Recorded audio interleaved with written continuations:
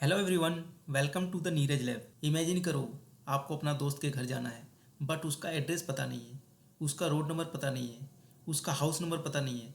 कैसे ढूंढोगे उसको? पूरा शहर घूमना पड़ेगा, है ना। इंटरनेट भी कुछ ऐसा ही है।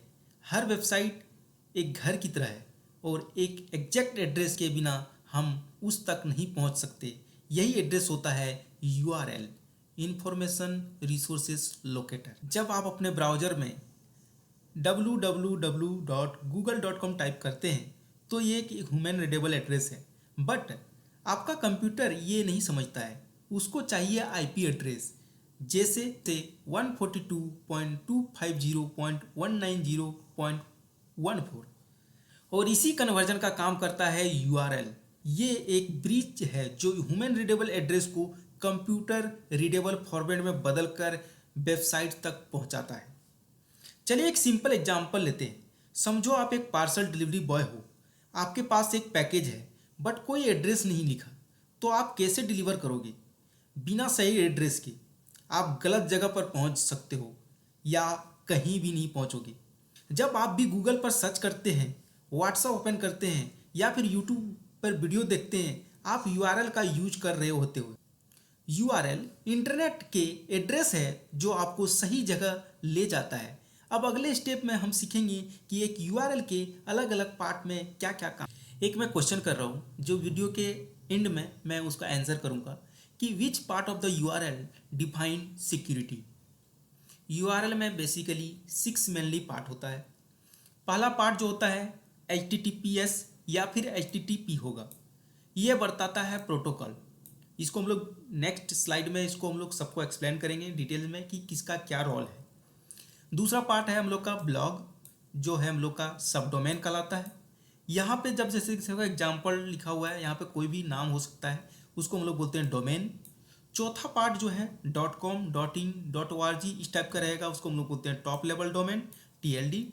नेक्स्ट आता है हम लोग का सब टॉपिक, जिसको हम लोग बोलते हैं सब फोल्डर। और नेक्स्ट उसके बाद रहता है ब्लॉग पोस्ट, जिसको हम लोग बोलते हैं स्लैग। ओके, अब हम लोग सबका डिटेल्स में सीखते हैं कि किसका क्या रोल है यहाँ पे। सबसे पहला था हम लोग का प्रोटोकॉल। प्रोटोकॉल में क्या होता है? प्रोटोकॉल मीन्स होता है कि हम लोग का डेटा कैसे ट्रांसफ़र हो रहा है on the internet, on the web.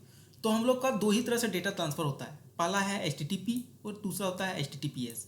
HTTP के थ्रू अगर ट्रांसफ़र हो रहा है डेटा तुम्हारा, तो समझ लो कि वो नॉट सिक्योर डेटा है।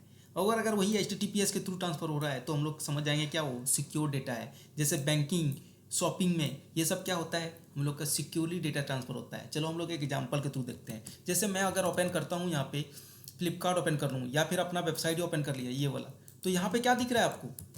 HTTPS दिख रहा है। तो ये क्या है? सिक्योरली डेटा ट्रांसफ़र हो रहा है यहाँ पे कोई भी खतरा नहीं है। अगर यहाँ पे वेबसाइट पे विजिट भी करते हो तो कोई दिक्कत नहीं है।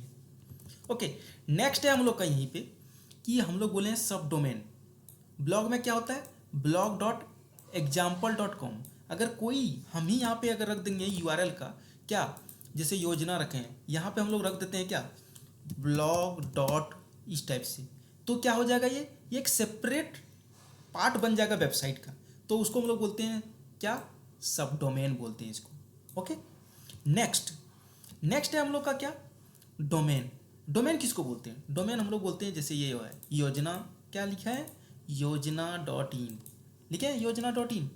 ये हम लोग का क्या डोमेन का नाम है, ये वाला। जैसे फ्लिपकार्ट यहाँ पे लिख देंगे तो flipkart.in या फिर flipkart.com। यहाँ पे क्या लिख देंगे? amazon.in, amazon.com। ये सब क्या है? हम लोग का डोमेन नेम है। नेक्स्ट हम लोग का टॉप लेवल डोमेन, TLD जिसको बोलते हैं हम लोग। ये हम लोग का क्या होता है? .com .org या .net।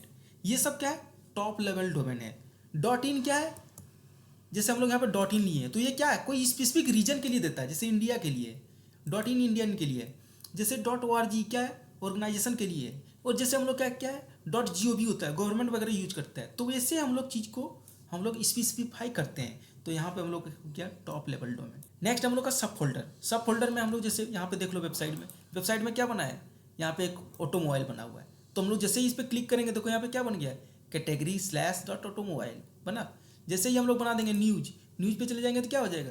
कैटेगरी /न्यूज दिख रहा है। तो ऐसे ऐसे बनते जाएगा तुम्हारा पेज। नेक्स्ट हम लोग बना देंगे यहीं पे कॉन्टैक्ट अस, तो क्या हो जाएगा? ये हम लोग का क्या है, स्ट्रक्चरिंग का काम करता है कि हम लोग यहाँ पे क्या है, यहाँ पे सिर्फ न्यूज़ का कंटेंट मिलेगा, यहाँ पे क्या मिलेगा, स्कॉलरशिप का कंटेंट मिलेगा, यहाँ पे क्या मिलेगा, लेटेस्ट जॉब का कंटेंट मिलेगा। तो ये क्या है, सब फोल्डर है, वेबसाइट का ही क्या है, सब फोल्डर है। नेक्स्ट है हम लोग का स्लग, जो हम लोग क्या ब्लॉग पोस्ट लिखते हैं, तो वहाँ पे क्या लिखते हैं, यूआरएल को आइडेंटिफाई करने के लिए कि पार्टिकुलर पेज या पोस्ट क्या किस लिए है।